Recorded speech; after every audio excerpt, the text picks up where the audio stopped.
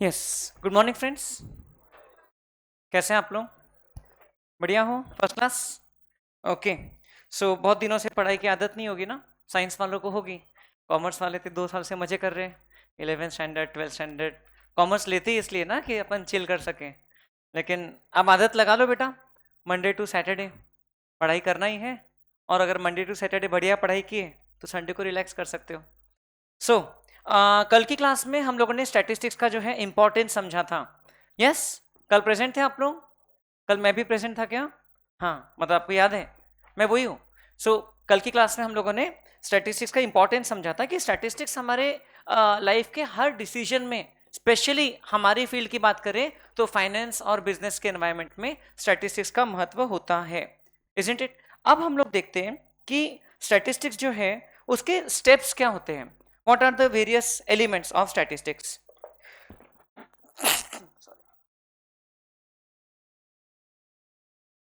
तो ये देखिए, ये कुछ स्टेप्स है स्टैटिस्टिक्स के। कुछ स्लाइड्स रहेगी जिसमें मैंने पहले से ही अगर फॉर्मूला लिख के रखा है और मैं यहाँ पर लेकर के आता हूँ तो आप, हो सकता है आप लिखना शुरू भी करोगे तो आपकी नोटबुक में पूरा आएगा नहीं, क्योंकि हो सकता है मैं आगे निकल जाऊं।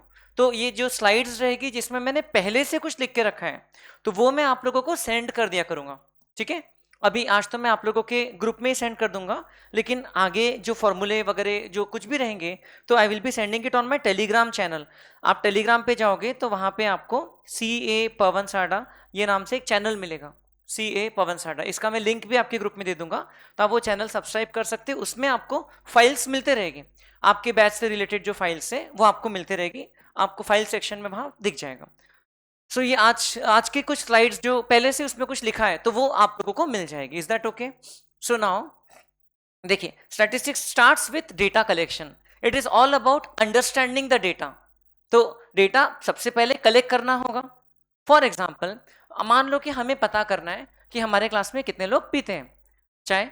हमारे क्लास में कितने लोग चाय पीते हैं? सो हम लोगों को बस आपकी ड्रिंकिंग हैबिट पता करना है, टी ड्रिंकिंग। तो कितने लोग पीते हैं, जस्ट हाथ उठाइए। ओके, चाय बेटा, चाय।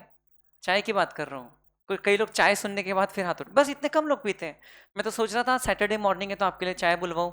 अब इतने कम लोग पीते हैं तो फिर क्या बुलवाना। हाथ उठाओ, अच्छे से उठाओ बेटा। हाथ उठाते तो सर के ऊपर, मैं पंखा है इसलिए मैं नहीं उठा रहा हूँ ज्यादा।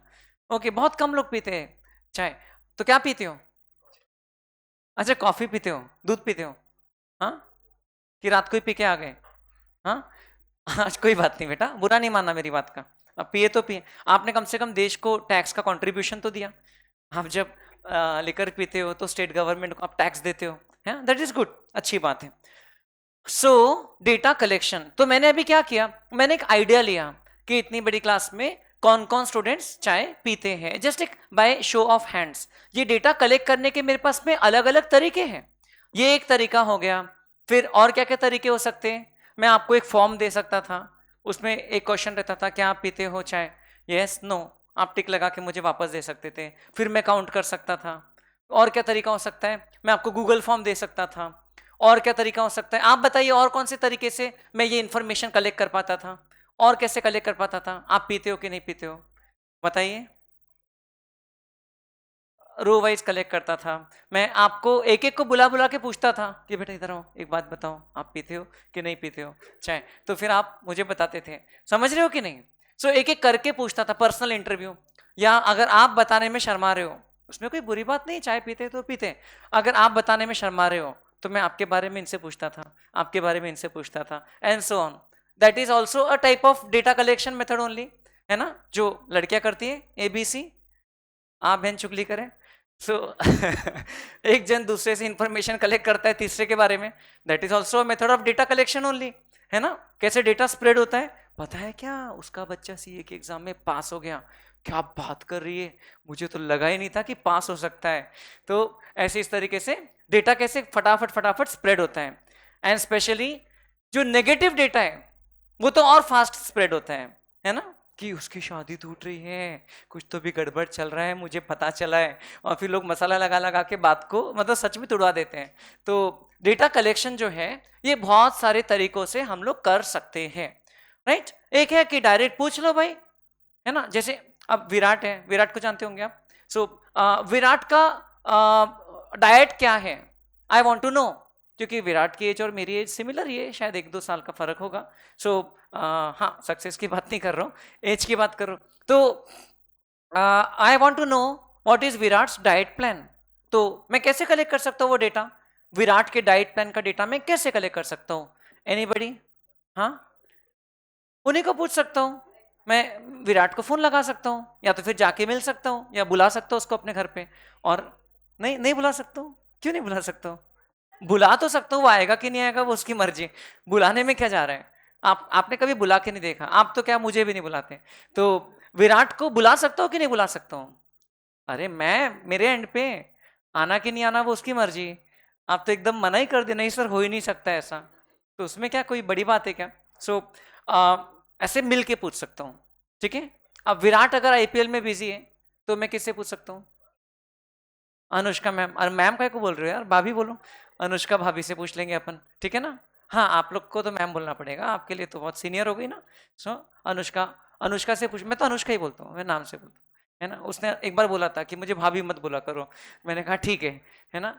बेटा ये यूट्यूब पे लाइव जा रहा है, फालतू वो लोग देख ले होंगे कि आपस में झगड़े ना हो जाए, है ना, कंट्रोवर्सी हो जाएगी। सो इसलिए चलो अपन अनुष्का भाभी बोलते हैं, है ना। कंट्रोवर्सी नहीं चाहिए अपने को, चाहिए क्या कंट्रोवर्सी? अनुष्का से पूछ सकता हूँ विराट के डाइट प्लान के बारे में। अनुष्का मुझे सब बता देगी, हाँ बता देगी, चांसेस हैं। हाँ, उसमें क्या है, उसमें क्या छुपाने वाली बात है, ठीक है। अब या तो फिर मैं क्या पूछ सकता हूँ, और कैसे डेटा कलेक्ट कर सकता हूँ? मुझे विराट का डाइट प्लान चाहिए, बस अब मुझे भी वैसा फिट बनना है, मुझे चाहिए विराट का डाइट प्लान। और क्या कर सकता हूँ बताइए? What else can I do? Google search? अच्छा, गूगल सर्च कर सकता हूं। सो इसका मतलब किसी और ने डेटा कलेक्ट करके रखा है और कहीं पब्लिश किया है, मैं वही डेटा को उठा के यूज कर सकता हूं। Yes, that is also a way of collecting the data. इस टाइप के डेटा को कहते हैं secondary data. Okay, data data आपको जो भी अच्छा लगता है। सेकेंडरी डेटा मतलब कि when somebody else has collected the information and given to me, so and not given to me and I am using it, basically I have taken it from someone else, so that is also possible। उसके अलावा मैं विराट को एक email भेज सकता हूँ, है ना, मैसेज भेज सकता हूँ, एक गूगल फॉर्म भेज सकता हूँ, है ना, कि आप नाश्ते में क्या क्या खाते हो, आप ब्रेकफास्ट, आप लंच में क्या क्या खाते हो आप। सो ऐसा गूगल फॉर्म भरवा के मंगवा सकता हूँ। So there are various ways in which I can collect the data. तो इसके बारे में तो हम लोग पढ़ने वाले हैं, ये हमारा फर्स्ट स्टेप हो गया इन स्टैटिस्टिक्स। थियरी है थोड़ा सा, लेकिन इतना ज्यादा टेंशन वाली बात नहीं है। It is not going to be very troublesome, बहुत ज्यादा दिक्कत नहीं देगा। Statistics is mainly about some calculations, कुछ फॉर्मूले समझना है, कुछ चीजों को एनालाइज करना है, लेकिन आपको बैकग्राउंड तो समझना होगा ना थोड़ा सा। देन डेटा क्लासिफिकेशन, जो कलेक्टेड डेटा है उसको हम लोग करते हैं क्लासिफाई। जैसे कि आप में से कितने लोग टी पीते हैं, कितने लोग कॉफी पीते हैं, कितने लोग कुछ और पीते हैं, कितने लोग पीते ही नहीं है। सो ऐसे मैंने डेटा को किया क्लासिफाई। सो क्लासिफिकेशन मतलब उसको अलग अलग क्लासेस में मैंने उसको सेपरेट करके फिर एनालाइज किया। फिर एनालिसिस तो खैर बात की बात है, लेकिन सेपरेटली उसको क्लासिफाई करके उसको प्रेजेंट किया। क्लासिफिकेशन के बाद नेक्स्ट स्टेप क्या होती है? प्रेजेंटेशन। जैसे कि कल आप लोग ने देखा, अभी कल बार डायग्राम दिखाया था आपको जीएसटी के डेटा का। उसके पहले हम लोग ने न्यूज़पेपर में ही टेबुलर डेटा देखा था, और ये टेबुलर डेटा तो आपकी मार्कशीट भी है, टेबुलर डेटा तो आप क्रिकेट का स्कोर कार्ड देखते हो वो भी है, टेबुलर डेटा तो आप हर जगह जो है you keep on coming across. आपकी किताब का जो इंडेक्स पेज है वो भी टेबुलर डेटा ही है। इंडेक्स पेज क्या है कि chapter number, chapter name, number of pages, it is also nothing but tabular data. समझ रहे हो क्या? Then textual data, textual data जो कि पैराग्राफ फॉर्म में चीजें लिखी रहती है ना, एक्सप्लेन्ड रहती है प्रॉपर सेंटेंसेस में, दैट इज टेक्सचुअल डेटा। जो मीडिया रिपोर्ट्स में पब्लिश्ड रहता है data, that is what? Textual data. These are the three broad ways in which data can be presented. Diagrammatic data presentation अपने आप में बहुत डिटेल टॉपिक है, उसके अंदर में बार डायग्राम्स भी आते हैं, पाई डायग्राम्स देखा है कभी आपने? पाई डायग्राम्स भी आते हैं, देन हाँ ऐसा सर्कल शेप में रहते हैं, ऐसे बहुत सारे अलग अलग टाइप के डायग्राम्स आते हैं डायग्रामेटिक प्रेजेंटेशन में।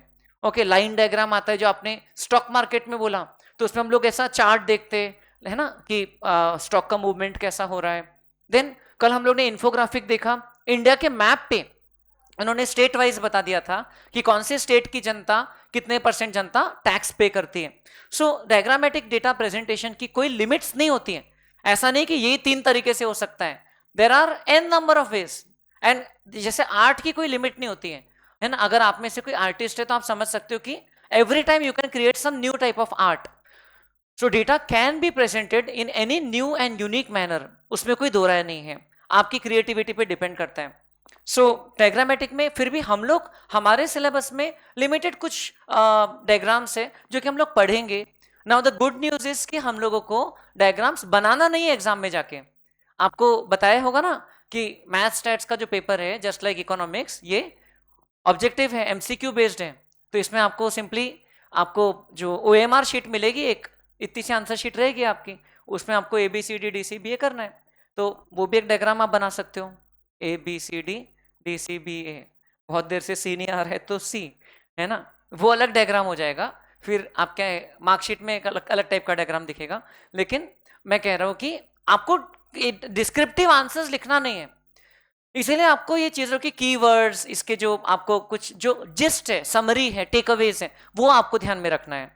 आपको एकदम वर्ड टू वर्ड रट्टा नहीं मारना है। जो अप्रोच में भी आप लोगों का पहले के लेवल पे होगा, स्कूल लेवल पर चीजों को आप याद करते होंगे, क्योंकि एग्जाम में आंसर रिप्रोड्यूस करना पड़ता है ना, जो भी लिखा है उसको रिकलेक्ट करके पूरा लिखना होता है। यहां पर आपको कम से कम वो चीज नहीं करना है। बेटा मोबाइल से डिस्ट्रैक्शन होता है, ये करना नहीं आगे, ठीक है। कोई भी क्लास में मोबाइल निकाल के फोटो नहीं खींचेगा, क्योंकि मैं फिर वही देखते रहूंगा कि आप मोबाइल में कर क्या रहे हो। ठीक है, बिल्कुल मोबाइल निकालना ही नहीं, आपके टेबल पे आपके सामने कहीं मोबाइल रहना ही नहीं चाहिए हाथ में। इज दैट ओके बेटा? आप मोबाइल को अपने बैग में बंद करके रख दीजिए क्लास के दौरान, या ऑफलाइन मोड होता है, अरे बहुत सही मोड होता है। नहीं नहीं, फ्लाइट मोड देखा आपने कभी? बहुत सही है, मैंने ट्राई किया तो उसके बाद मैंने देखा कोई मुझे फोन ही नहीं कर रहा है, कोई मैसेज ही नहीं कर रहा है। बहुत सही, आप भी ट्राई करना। आप क्लास में आओगे तो फ्लाइट मोड लगा के रखना, क्लास खत्म होगी तो उतने बीच में आपको कोई कॉल ही नहीं करेगा। पता नहीं लोगों को कैसे पता चलता है कि अपन फ्लाइट में, और अपने आप भी मैसेज अच्छा जाता है कि अपन फ्लाइट में घूम रहे। तो मतलब कहने का मतलब कि लोगों को भी, लोगों के मन में भी अपनी इज्जत बढ़ती ना, कि भाई फ्लाइट में घूम रहा है मतलब उतना पैसे भी कमाता होगा।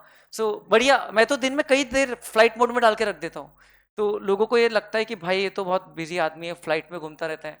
सो ऐसा ट्रेन मोड नहीं है, कार मोड नहीं है, फ्लाइट मोड है। तो इसलिए मुझे अच्छा लगता है, बढ़िया। रोज फ्लाइट में अब रोज तो नहीं जा सकते ना, रोज 5-6 हज़ार की टिकट निकाल के, लेकिन फ्लाइट मोड में जा सकते हैं। तो मैं वो यूज करता हूँ, फ्री है।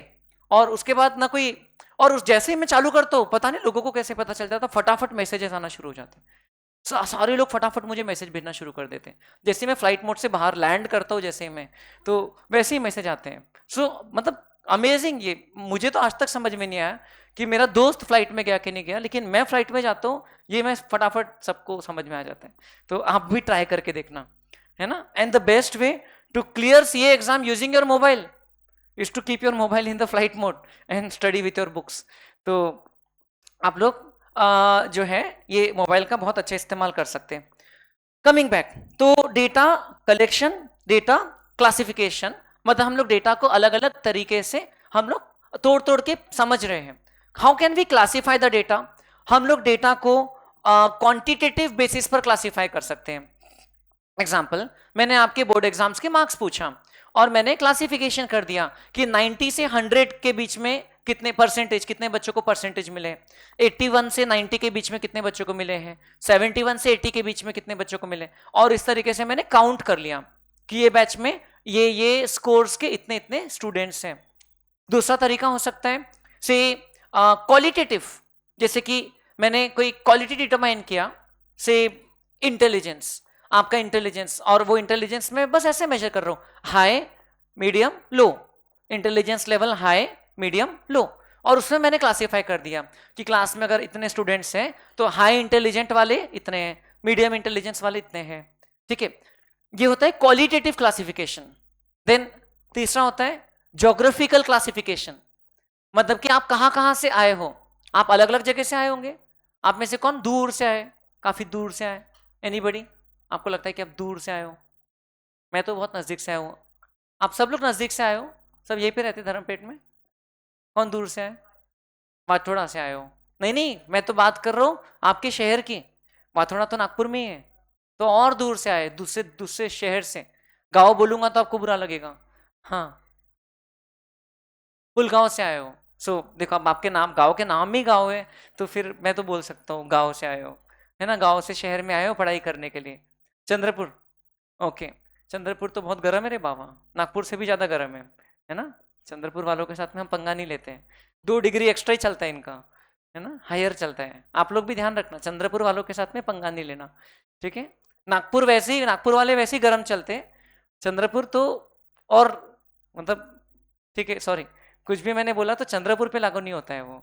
हाँ, पुलगांव को बोल सकता हूँ, पुलगांव में लोग ऐसे प्यार के पुल बांधते हैं आपस में।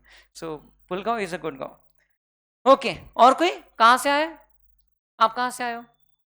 अरे, चंद्रपुर से आए, sorry sorry sorry, all good, ठीक है, सब सही है। और कोई दूर से, दूसरे दूसरे देश से कोई आप में से? नहीं आते हैं बच्चे? एक अफ्रीका से आई थी स्टूडेंट हमारे यहाँ, वो सीए इंटरमीडिएट भी पास हो गई, इंडियन ओरिजिन की थी, लेकिन उसका पूरा जो 10th स्टैंडर्ड तक एजुकेशन था वो अफ्रीका में हुआ था। सो इसलिए पूछ रहा हूँ, कोई इंडिया में कोई दूसरे स्टेट से आए? एनीबडी, कहाँ से आए? सिवनी, एमपी, सिवनी। आप भी सिवनी से हो ना आदित्य? यस, आप भिलाई, छत्तीसगढ़, ओके, गुड। सो ये सब जगह मैं पहुंचा हूँ, सब जगह गया हूँ। अभी चंद्रपुर में हम लोग ने रिसेंटली सेमिनार लिया था। भिलाई में तो पहले कैप्स की ब्रांच थी जहाँ पर मैं पढ़ाता था 2012-13 में। और सिवनी में तो मैंने 3-4 बार सेमिनार लिया है। एक बार तो 500 लोगों का सेमिनार लिया था सिवनी में। सो आप तब बहुत छोटे होंगे, 2019, so it's been 6 years back, आप तब 6वीं क्लास में होंगे। सो ओके, और कोई कहीं से? यस, राजनांदगांव तो हम लोग युगांतर पब्लिक स्कूल में जाते थे पढ़ाने के लिए। सो राजनांदगांव भी हमारा बहुत, मेरी फेवरेट जगह है, बहुत अच्छा है। Yes, so welcome to Nagpur. And अब देखो मैंने क्या किया। अब जैसे मैंने काउंट किया कि एमपी से इतने स्टूडेंट्स है, छत्तीसगढ़ से इतने स्टूडेंट्स है, महाराष्ट्र से इतने स्टूडेंट्स है, चंद्रपुर को अलग रखेंगे अपन चंद्रपुर से इतने स्टूडेंट्स हैं, तो ऐसे मैंने काउंट किया। That is data classification by way of geography, by way of space, इसको ज्योग्राफिकल क्लासिफिकेशन कहते हैं। एंड एक होता है कि classification by time, okay, temporal classification, time based classification. For example मैंने पूछा आप में से कितने लोग जो है वो जनवरी मंथ में पैदा हुए हैं, हाथ उठाओ। जनवरी में आपका डेट ऑफ बर्थ आता है? सिर्फ 2-4 लोगों का आता है जनवरी मंथ में। बेटा याद नहीं आ रहा है कि अपना जन्मदिन? ओके, कितने लोग सितंबर मंथ में पैदा हुए? सितंबर, हाँ, गुड, ओके, अपन साथ में चलेंगे। देन कितने लोग अगस्त में पैदा हुए? अगस्त में किसका जन्मदिन आ रहा है? ओके, कब आ रहा है बेटा? 27th, इस बार उस दिन गणेश चतुर्थी है, पता है क्या आपको? और कौन हुआ अगस्त? 4th अगस्त, okay, very good. Friendship day के अगले दिन 27th, ये देखो 27th वाले 2 लोग मिल गए। ये प्रोबेबिलिटी चैप्टर में पढ़ेंगे कि इस चीज की प्रोबेबिलिटी क्या है। हाँ, 7th अगस्त, अरे वाह, अच्छे दिन पैदा हुए आप, Thala for reason. So 7th अगस्त, ओके। सो मैं जस्ट इसलिए पूछ रहा था क्योंकि हम लोग अगस्त में आपकी कैंप की डेट्स प्लान कर रहे हैं, तो आपका जन्मदिन अगर क्लैश होगा तो वहाँ केक लाना कि नहीं लाना, ये सब सोच रहा था मैं, तो बाकी कुछ नहीं। सो अगस्त में पैदा हुए, तो अगर मैंने आपका मंथ वाइज काउंट कर लिया कि अगस्त में पैदा हुए कितने बच्चे, सितंबर में पैदा हुए कितने बच्चे, जनवरी में पैदा हुए कितने स्टूडेंट्स, एंड सो ऑन, तो that is called as time series based classification, temporal classification उसका दूसरा नाम है। सो हम लोग अलग अलग तरीके से क्या कर सकते हैं, डेटा को हम लोग अलग अलग तरीके से कर सकते हैं क्लासिफाई, तो ये भी हम लोग डिस्कस करेंगे। डेटा प्रेजेंटेशन डिटेल में, डेटा कलेक्शन, क्लासिफिकेशन, प्रेजेंटेशन, तीनों चीजें हम लोग डिटेल में देखने वाले हैं। उसके आगे का जो काम है डेटा एनालिसिस जो है, इसके हम लोग टूल्स सीखने वाले हैं। Chapter number 2 onwards there will be some tools that we will see, जिसमें से कुछ कुछ आपको जाने पहचाने से लग रहे होंगे, जैसे कि मीन का नाम सुना है? मीन के साथ में और कौन कौन चलता है? Median, mode, mean median mode साथ साथ में चलते हैं ये। फिर और भी आप लोगों ने देखा होगा वेरिएंस, स्टैंडर्ड डिविएशन, तो हो सकता है कि सबने नहीं पढ़ा होगा, तो हम लोग सारी चीजें जीरो से पढ़ने वाले हैं। चैप्टर नंबर 2 में स्टार्ट करेंगे। Chapter 3 will be about correlation and regression, कि कैसे हम लोग दो अलग अलग जो डेटा पॉइंट्स या वेरिएबल्स रहते हैं उसको कोरिलेट कर सकते हैं, उसका कोरिलेशन कैसे पता कर सकते हैं, उसका आपस में क्या कितना रिलेशन है। जैसे कि टेम्परेचर बढ़ता है तो आइसक्रीम के सेल्स भी बढ़ते हैं, होता है कि नहीं होता है। जैसे बारिश बढ़ती है तो अम्ब्रेला के सेल्स बढ़ते हैं, अगर बारिश कम होती है तो अम्ब्रेला के सेल्स कम हो जाते हैं। सिंपल सी बात है, रेनकोट के अम्ब्रेला के सेल्स। तो हाउ दिस वेरिएबल्स आर को रिलेटेड, आप लोग इकोनॉमिक्स में आगे पढ़ोगे। Demand and price, okay, price and demand. कोई चीज की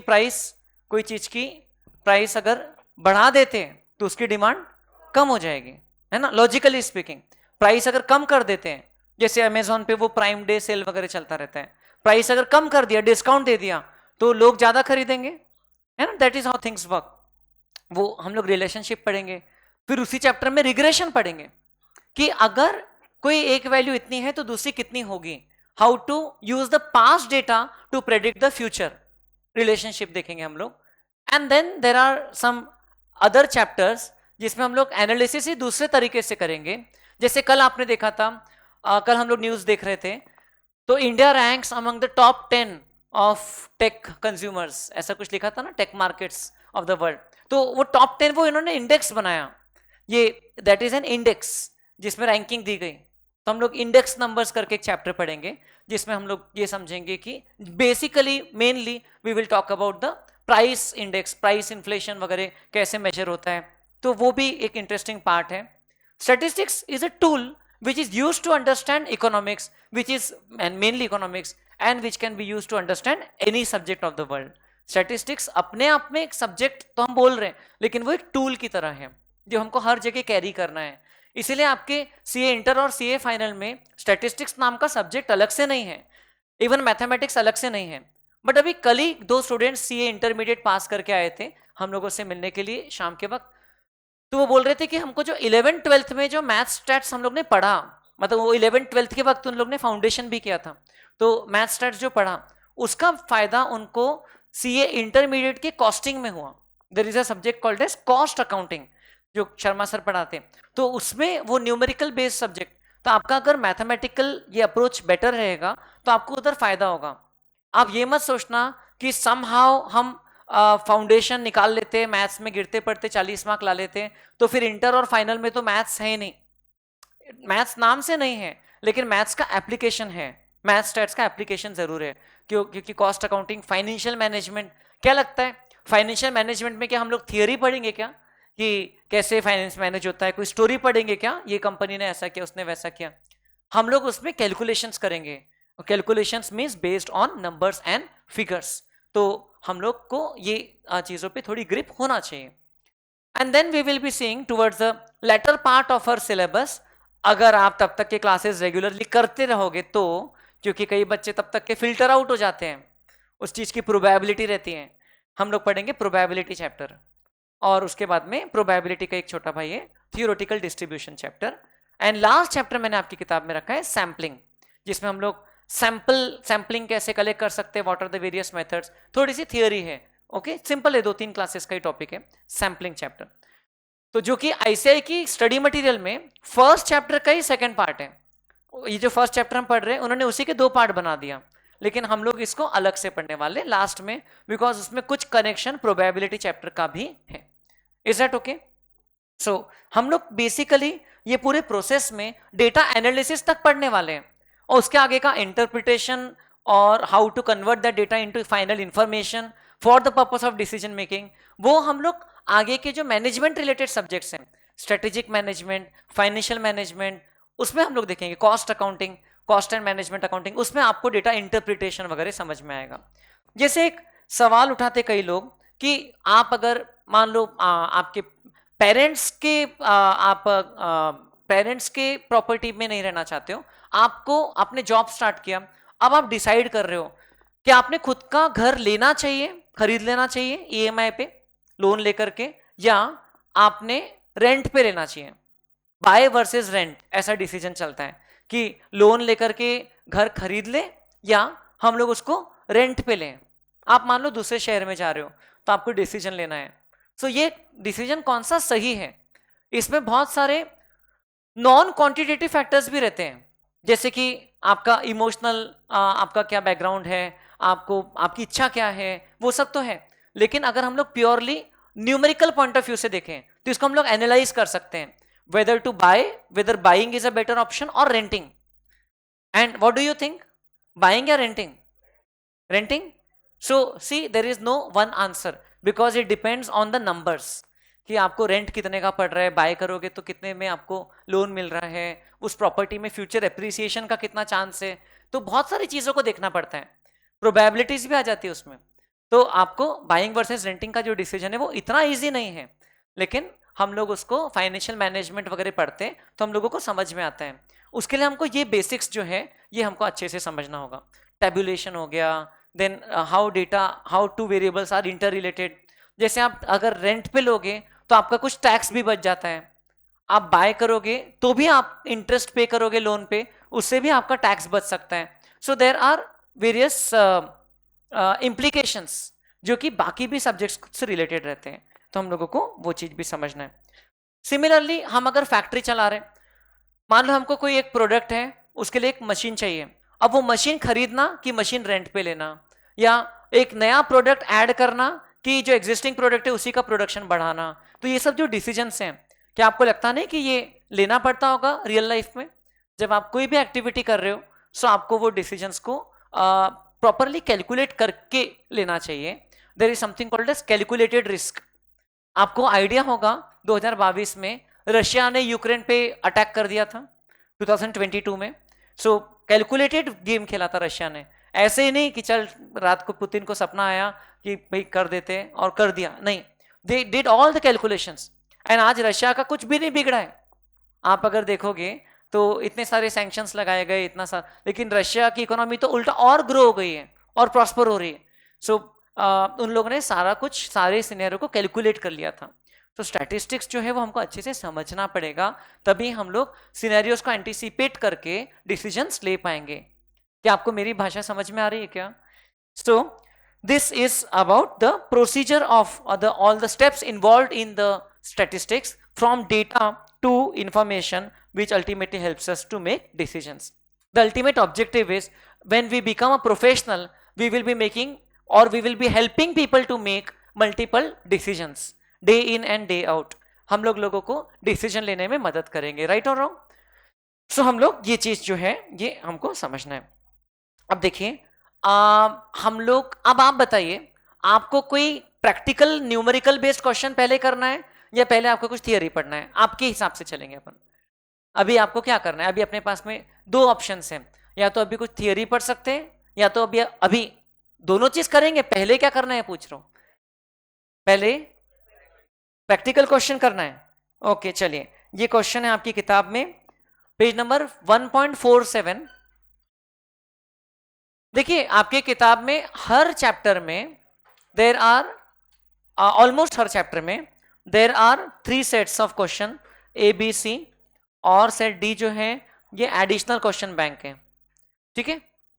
सेट ए बी सी के जो क्वेश्चन है वो मैं क्लास में करवाऊंगा आपको। सेट ए के क्वेश्चन, अगेन वापस फोटो खींच रहे हो मोबाइल लेके बेटा, इधर देखो, अभी मना किया ना मैंने, फिर वही शुरू, मतलब इतना अच्छे से अभी समझाया और अभी वापस मोबाइल निकाल के फोटो खींच रहे हो। आपके मोबाइल्स को जब्त करवा दूंगा, क्लास में आते आते सबमिट कर दो फिर आना। अभी प्यार से बोला बेटा, मतलब क्या आपको मेरी बात समझ में नहीं आई कि क्या क्या क्या नाम क्या है आपका? हाँ नहीं नाम, सॉरी थोड़ी, नाम क्या है आपका? प्रतीक, भूपति। तो ध्यान रखो बेटा, अभी आपको अभी बोला ना बेटा। So what I am saying is कि आपको ये 3-4 कैटेगरी के क्वेश्चंस रहते हैं आईसीआई के। ये सारे क्वेश्चंस आईसीआई के स्टडी मटेरियल में भी मिल जाएंगे। अगर आप सीए इंस्टीट्यूट में रजिस्टर करते हो, जो कि आपको करना है, आपको बताया मैंने फर्स्ट लेक्चर में बताया था कि जुलाई महीने में ही कर लो, है ना? जुलाई, चलो हाँ जुलाई में ही कर लो, ज्यादा लेट मत होने दो, क्योंकि कभी कभार क्या कुछ डॉक्यूमेंट्स का इशू आता है, फिर रजिस्ट्रेशन करके आपको बुक्स ऑर्डर करना पड़ता है ऑनलाइन ही, तो फिर वो आपके एड्रेस पे आ जाती है, ठीक है। अब वो बुक्स में आप देखोगे तो सेम क्वेश्चंस रहेंगे, जो मैं आपको सारे वो क्वेश्चंस अपने नोट्स में इंक्लूडेड है। स्टैटिस्टिक्स में आपको आईसीआई के स्टडी मटेरियल में एक्स्ट्रा कुछ भी नहीं मिलने वाला है। अपनी तसल्ली के लिए आप बाद में कंपेयर कर सकते हो। आप अभी भी जाके ऑनलाइन डाउनलोड करके देख सकते हो, उनकी बुक्स की सॉफ्ट कॉपी अवेलेबल है, you can compare for your own सेक। तो उसमें से मैं सेट ए बी और सी के क्वेश्चंस क्लास में करवाऊंगा। सेट सी के क्वेश्चंस आईसीआई ने बोला है 5 मार्क्स क्वेश्चंस, सेट बी के बोला है 2 मार्क, सेट ए के बोला है 1 मार्क। लेकिन एग्जाम में सारे क्वेश्चन 1 मार्क के लिए आएंगे, वेदर वो सेट ए का है, चाहे बी का है, चाहे सी का है। एग्जाम में ऐसे सेट वाइज नहीं आते हैं। एग्जाम में सारे क्वेश्चन कैसे आएंगे? 1 मार्क के लिए आएंगे। 100 क्वेश्चन रहेंगे एग्जाम में, ऐसा नहीं कि कोई 5 मार्क का क्वेश्चन रहेगा। Is that okay? स्टैटिस्टिक्स के कितने क्वेश्चन रहेंगे एग्जाम में? 40, 40, ठीक है। वो हो सकता है एक साथ 40 दे देंगे या मिक्स्ड करके दे देंगे, मैथ्स और लॉजिकल रीजनिंग के साथ मिक्स्ड रहेगा। ऐसा लिखा नहीं रहेगा कि ये स्टैटिस्टिक्स का क्वेश्चन है, मेंशन नहीं रहेगा। ऐसा part A, part B, part C करके नहीं रहते नॉर्मली, ठीक है। और उसके अलावा आपके हर चैप्टर में there is a practice set, okay, practice set of MCQs, जो कि additional questions for your self study है, जो कि आपको खुद अपने लेवल पर करना है। तो ये प्रैक्टिस सेट है और एक सेट डी है एडिशनल क्वेश्चन बैंक। तो ये दोनों आपको खुद से करना है। जैसे जैसे चैप्टर प्रोग्रेस होगा करते जाइए, और उसमें कोई डाउट आते तो आप मुझे पूछ सकते हो, ठीक है। प्रैक्टिस सेट और एडिशनल क्वेश्चन बैंक क्लास में हम लोग मेनली करेंगे सेट ए बी सी। उसके अलावा सेकेंड चैप्टर से हमारे क्लास में करने के लिए और क्वेश्चंस चैप्टर के बीच में मैंने दिया है बहुत सारे, तो वो भी हम लोग करते रहेंगे, उसको समझ लेकर के हम लोग चीजें समझेंगे। सो ये आपको क्वेश्चन दिया है B.1। चलिए ट्राई करते हैं। Out of 1000 persons 25% were industrial workers and the rest were agricultural workers. Question को सॉल्व करने का पहला स्टेप होता है उसको सही तरीके से रीड करना है, ओके। घाई घाई में नहीं करना है क्वेश्चन को पहले, अभी तो एकदम अर्ली डेज है। So what I do is, इतना बड़ा अगर क्वेश्चन रहा तो मैं पहले आखिरी स्टेटमेंट पढ़ लेता हूं, आखिरी जो सेंटेंस लिखा है कि उसमें एग्जैक्टली पूछा क्या है, उस हिसाब से वो इंटेंशन से फिर मैं क्वेश्चन को वापस पढ़ता हूं। तो पूछा क्या उन्होंने? व्हाट इज द, आखिरी sentence, what is the number of agricultural workers who had enjoyed world cup matches on TV, ये पूछा है। अब पहला, out of 1000 persons 25% were industrial workers, मतलब कितने? 250। 1000 का 25% 250 निकालते आता है ना। You people, if you have the calculators you can use them. Then and the rest were agricultural workers 750। 250 कितने हैं इंडस्ट्रियल, और एग्रीकल्चरल वर्कर है 750, 750। 300 persons enjoyed world cup matches on TV. ये 300 आउट ऑफ एग्रीकल्चरल है कि out of industrial है? दोनों, दोनों मिला के 300 लोग हैं जिन्होंने क्या किया है? वर्ल्ड कप मैच टीवी पे देखा है। 30% of the people who had not watched world cup matches were industrial workers. 30% of the people who had not watched world cup matches were industrial workers. मतलब कि अच्छा, कितने लोगों ने वर्ल्ड कप मैच नहीं देखा था? 700। 1000 में से 300 ने वर्ल्ड कप मैच देखा था, मतलब कितने लोगों ने नहीं देखा था? 700। 700 का 30%, 700 का 30% कौन है? इंडस्ट्रियल वर्कर्स है। कितने?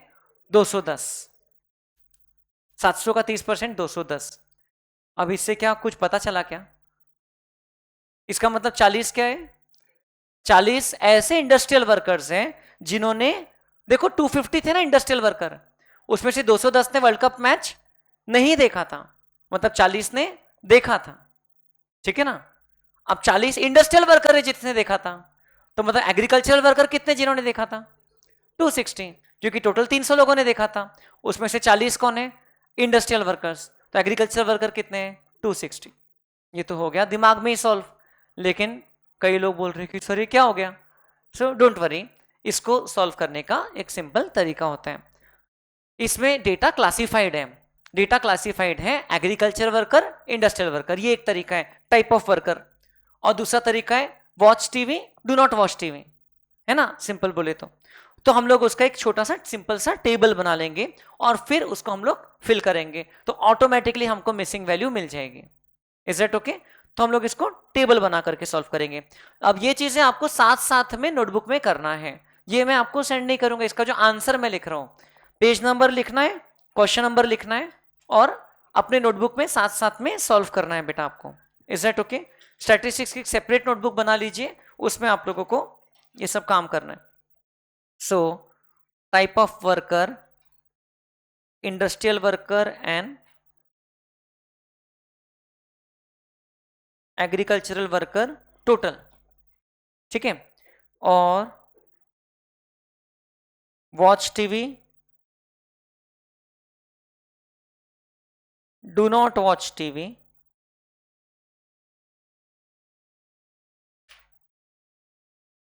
And total.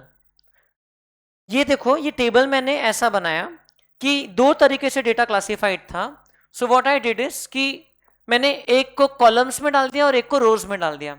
इससे अब मैं सारे सेल्स को समझ पाऊंगा। उन्होंने हमको पूछा कौन सा वाला सेल है, फाइनल आंसर में हमको सेल नंबर ABCD में से कौन सा सेल चाहिए। ध्यान से देखिए, ध्यान से पढ़ो क्वेश्चन और बताइए। Agricultural workers who had enjoyed matches on TV, तो ABCD, बी फॉर बॉम्बे, ये वाला चाहिए ना हमको। सो ये वाला वैल्यू चाहिए, तो ऑप्शन कौन सा करेक्ट रहेगा? Option B. नहीं, वो तो वैल्यू निकालना होगा। सो ये बेसिक टेबल समझा क्या आपको? अब इसमें क्या करेंगे हम लोग? Total number of workers, total number of persons कितने हैं? Total is 1000। सीए की एग्जाम में आपको ब्लैक पेन ही अलाउड रहेगा, ओनली ब्लैक पेन। तो अभी से अगर आपको लगता है तो आदत लगा लीजिए उसी की। अभी तो क्लास में जो भी लाए हो यूज कर लो, लेकिन आगे जब भी आप प्रैक्टिस करोगे तो, क्योंकि आपको आदत होगी एक पर्टिकुलर टाइप के ब्लू पेन की, लेकिन फिर ब्लैक पेन दूसरा कुछ मिलेगा, तो आदत उसी के लगा लो जिसे एग्जाम लिखना है आपको। Is that okay? So black pen preferably, ball pen, या तो आई थिंक जेल पेन भी अलाउड होगा। आपके कोई फ्रेंड्स होंगे तो उनसे पूछ सकते हो, लेकिन ब्लैक पेन अलाउड है, इतना मुझे ध्यान में। सो 1000 एकदम टोटल में लिख दूंगा, सही है कि नहीं? Grand total number of workers is 1000। हमको चाहिए ये वाली वैल्यू, ये वाली वैल्यू अगर मिल जाती है तो ये हमारा आंसर है, this will be our answer. अब इसमें हमको दिया है कि 25% वर इंडस्ट्रियल वर्कर्स। 1000 में से इंडस्ट्रियल वर्कर 25 है, तो ABC कौन सा? सी। मतलब टोटल इंडस्ट्रियल वर्कर्स आर 25%, मतलब 250। क्या आपको समझ रहा है? जो भी स्टेप में दिक्कत जाएगी मुझे तभी के तभी पूछ सकते हो, ओके, कि सर ये वाला आंसर, ये वैल्यू कैसे आई? बिकॉज कभी हो सकता है अपना ध्यान नहीं रहा या लिंक नहीं हो पाया। 25% of total workers are industrial, so 1000 का 25% कितना होता है बेटा? 250। therefore we can calculate agricultural workers। 1000 में से 250 अगर इंडस्ट्रियल है तो एग्रीकल्चरल कितने हैं? 750। जरूरत है क्या उसकी? वो अलग बात है, उसका काम हो सकता है ना पड़े, लेकिन चलो लिख लिया अपन ने। आगे लिखा है 300 person enjoyed the world cup matches on TV. Watch TV वाले रो में देखेंगे हम लोग, उसमें कौन से कॉलम में लिखेंगे? लास्ट कॉलम में 300 person watched TV. That means how many person do not watch TV? 700 workers did not watch world cup matches on TV, ठीक है। 300 ने देखा 1000 में से, मतलब 700 ने नहीं देखा। आगे क्या लिखा है? 30% of the people who had not watched world cup matches were industrial workers. देखो, अब आपको शशांक सर ने मे बी इंट्रोडक्टरी लेक्चर में बोला होगा, एक ही क्लास हुआ ना लॉ का, उसमें भी पावर कट हो गया था, तो मे बी आपकी लैंग्वेज के लिए बोला होगा कि इंग्लिश बहुत इंपॉर्टेंट है, या मे बी आगे बोलेंगे आपको, आज भी है लॉ का क्लास, आगे बात होगी। अभी गोइंग फॉरवर्ड, अभी कुछ कारण से नीरज सर नहीं क्लास स्टार्ट कर पा रहे, उनके फैमिली में कुछ रीजन है इसलिए, लेकिन आगे आपका डेली सारे सब्जेक्ट का क्लास रहेगा going forward, hopefully from the next week, 1-2 दिन के बाद से। लेकिन इंग्लिश का जो इंपॉर्टेंस है, ये आपके हर एक सब्जेक्ट पे रहेगा, इंग्लिश का इम्पैक्ट। सो मुझे पसंद है कि बात नहीं, क्योंकि basically English is our foreign language for us, it is not our language, हमारी नेटिव लैंग्वेज नहीं है। लेकिन do I have a choice? No. हमारा जो एजुकेशन है पूरा इंग्लिश में, और हम इंग्लिश मीडियम में एग्जाम देने वाले हैं, तो हम लोगों को इंग्लिश का बेसिक इंटरप्रिटेशन, बेसिक्स, मैं ये नहीं कह रहा हूँ कि एकदम वो क्या नाम है अपने शशि थरूर की तरह इंग्लिश बोलो आप, ठीक है, एकदम वैसा फ्लैम्बॉयंट लैंग्वेज। आपको क्या बोलना है, आपको सिंपल बेसिक इंग्लिश आपको समझना है। जैसे ये सेंटेंस लिखा, इसका इंटरप्रिटेशन आपको समझना है। और अगर आपको लगता है कि आपका बैकग्राउंड उतना स्ट्रांग नहीं है इंग्लिश का, तो आप लोगों ने इंग्लिश पे वर्क करना है। उसके मैं आपको 2-3 ऑप्शंस बता रहा हूं कैसे। रीड करो पढ़ाई के अलावा, न्यूज़पेपर्स पढ़ो या तो मैगजीन्स पढ़ो, या तो फिर आप ऑनलाइन आर्टिकल्स पढ़ सकते हो इंग्लिश के, फिर उसमें जो जो नए वर्ड्स आ रहे हैं, या कोई बुक्स पढ़ो। ओके, अगर कोई बुक पढ़ना ही है तो may be psychology of money बहुत अच्छी बुक है, पढ़ सकते हो। साइकोलॉजी ऑफ मनी नाम सुना है क्या आपने?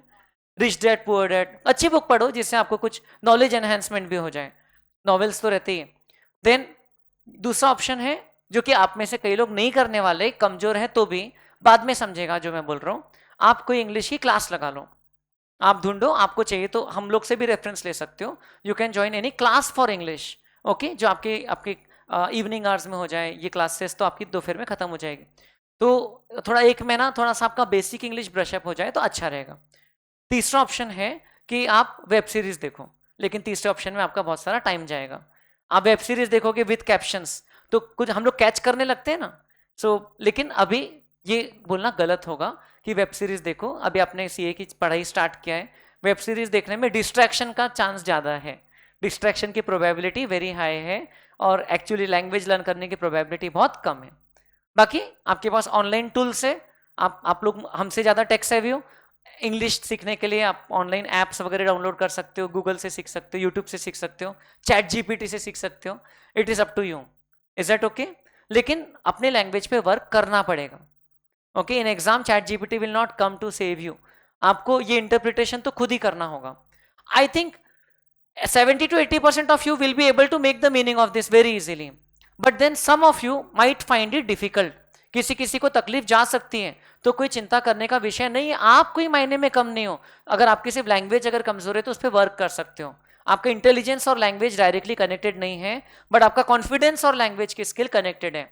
अगर आप इंग्लिश में अच्छे रहोगे तो आपका कॉन्फिडेंस ज्यादा रहता है, जनरली स्पीकिंग, ठीक है। अगर आपकी इंग्लिश उतनी अच्छी नहीं है तो आप थोड़ा अपने आप को अंडर कॉन्फिडेंट पाते हो। ओके, खास करके अब हम लोग दूसरे नए नए लोगों से मिल रहे हैं, यहाँ पर अलग अलग लोग अलग अलग बैकग्राउंड से आए हैं। कोई सीबीएसई स्कूल में पढ़ के आया, कोई आईसीएसई बोर्ड में पढ़ के आया, कोई दूसरे स्टेट के बोर्ड्स में पढ़ के आया, कोई महाराष्ट्र स्टेट बोर्ड में। स्कूल भी अलग अलग शहरों में अलग अलग लेवल के टीचर्स होते हैं, तो आपकी कोई गलती नहीं है, लेकिन यहां से आगे कहाँ जा रहे हो ये आपकी जिम्मेदारी है। इज दैट ओके बेटा? तो आपको लिखा है 30% of the people who had not watched World Cup matches were industrial workers. Tell me, how many people, आपको इसका हिंदी मीनिंग कौन बताएगा मुझे? ये सेंटेंस का हिंदी ट्रांसलेशन कौन बताएगा? ये सेंटेंस का हिंदी ट्रांसलेशन कौन बताएगा? यस, मतलब इंडस्ट्रियल का हिंदी वर्ड नहीं बताना है, लेकिन वो उसका सिर्फ हिंदी मीनिंग बताइए।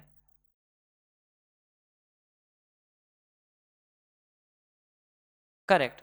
टोटल जिन लोगों ने टीवी नहीं देखा है उनमें से 30% इंडस्ट्रियल वर्कर्स हैं। सबको समझ रहे हैं? टोटल कितने लोगों ने टीवी नहीं देखा है? 700। 700 का 30% कितना होता है? 210। So this is 30% of 700। These are industrial workers. Got it? Now अगर ये बीच के 4 में से कोई एक वैल्यू भी मिल गई तो हम आराम से प्लस माइनस करके बाकी तीनों वैल्यूज कैलकुलेट कर सकते हैं। कर सकते हैं कि नहीं?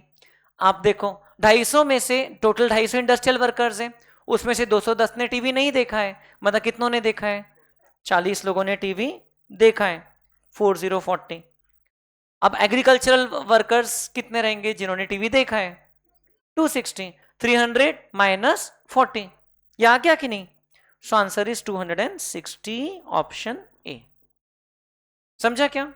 ये मैंने करवाया बहुत स्लो, बाद में आपको पूरा लिखवा के टेबल बनवा के, लेकिन जब पहले मैं ऐसा ऊपरा ऊपरी डिस्कस करके करवा दिया, उसमें आप में से कितनों को तभी समझ गया था? हाथ उठाओ।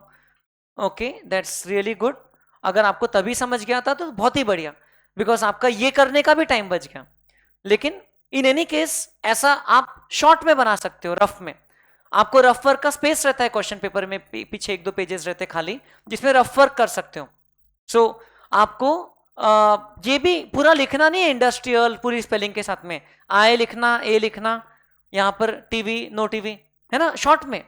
और आपका मेन काम रहना चाहिए कि भाई पूछा क्या है, वो कैसे फास्टेस्ट वे में निकल सकता है, वो ऐसे भी निकल सकता है। 210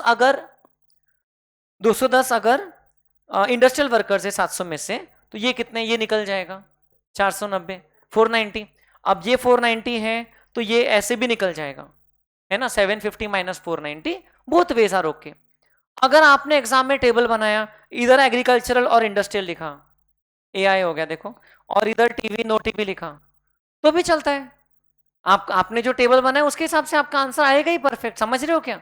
सो there is no one rigid way, ऐसे ही करो। और मतलब आपको रीजन समझना है कि ऐसा क्यों कर रहे हैं। बिल्कुल ये ही एकलौता तरीका नहीं है, बट इससे आपको मदद मिलेगी, इससे आपका एफर्ट जो है वो सही तरीके से चैनलाइज हो जाएगा। Is this okay everybody? तो आपको ऐसा एक सिमिलर क्वेश्चन आपको मैं एक चैलेंज के रूप में दूं, जो कि हम लोग नेक्स्ट क्लास में डिस्कस करेंगे। दूं क्या? ये B.1 था, B.2 देखो, टी कॉफी वाला क्वेश्चन है क्या? कॉफी वाला क्वेश्चन है पेज नंबर 47 पे। तो ये अभी नहीं करना है आपको, अभी मत करो। और अपने देखो, अनफॉर्चुनेटली आर सीए प्रैक्टिस जो रहती है वो तो हम लोग पार्टनरशिप में करते हैं, बट सीए की स्टडीज हमको इंडिविजुअली करना होता है। सो अभी आप लोगों को ये खुद से करना है ट्राई, अपना आंसर सॉल्व करो, और अगली क्लास में हम लोग डिस्कस करेंगे। आपको लगता है तो ऑप्शनल है, आप मुझे टेलीग्राम पे आंसर भेज भी सकते हो। So I can just see how you are writing, how you are thinking presentation, it's purely optional. Okay, Telegram पे मैसेज भेजना है तो भेज सकते हो। अब हम लोग जो बात कर रहे थे ये स्टैटिस्टिक्स की, तो पहला स्टेप था डेटा कलेक्शन। तो अभी डेटा कलेक्शन के बारे में बात शुरू करना है कि डेटा क्लासिफिकेशन के जो 4 तरीके बताए थे वो देखना है। आप बताइए, आपको चॉइस दे रहा हूं, आपकी क्लास है, जो भी करना है 5 मिनट ही करना है। कौन सी बात करना है? Data collection. सो डेटा कलेक्शन के ये ब्रॉडली 2 टाइप्स होते हैं, primary data and secondary data.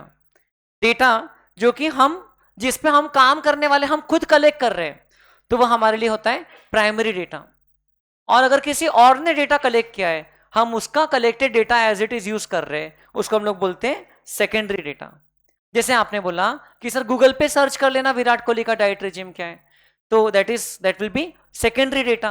किसी और ने कलेक्ट किया था और पब्लिश किया था और मुझे मिल गया, और मैं डायरेक्टली अगर पूछता हूं विराट कोहली से, तो that is my primary data. Very easy to understand. Now primary data में मैंने लिखा है investigator himself collects the data, investigator himself collects the data.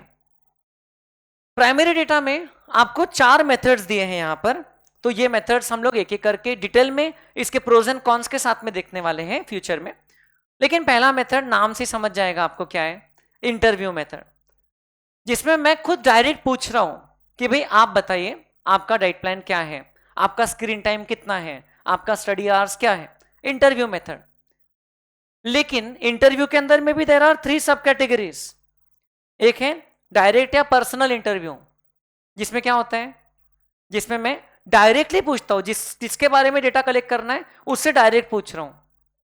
दूसरा है इनडायरेक्ट इंटरव्यू मेथड, जैसे कि आपने बताया कि विराट का डेटा कलेक्ट करना है तो अनुष्का भाभी से पूछ लेंगे।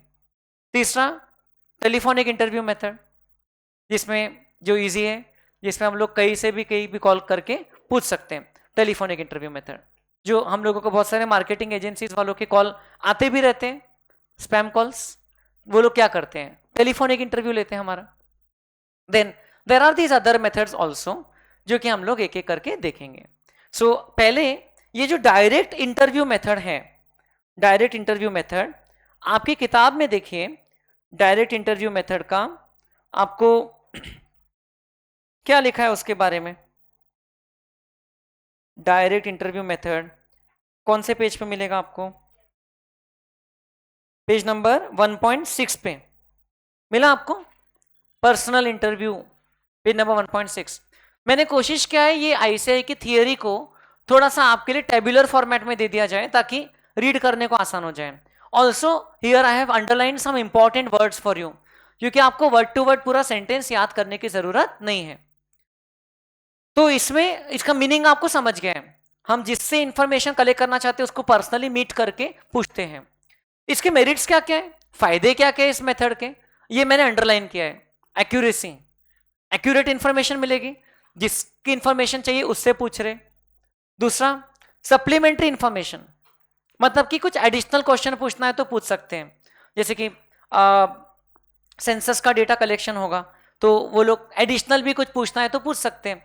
जैसे कि शादी हुई है क्या, हाँ, फिर पूछ सकते कितने बच्चे हुए, है ना, उल्टा नहीं पूछना कितने बच्चे, 2, शादी हुई है क्या, तो ऐसा नहीं। So it helps us to collect supplementary information on the basis of the answers given by the party. It avoids the possibility of misinterpretation, क्योंकि हम सामने वाले से 1 to 1 बात कर रहे हैं तो वो जो कहना चाह रहे हैं वो ही समझने के चांसेस ज्यादा है, इजंट इट सो? तो नहीं तो फिर कभी कभार कंफ्यूजन हो जाता है। Are you understanding? Then it enables the investigator to adjust.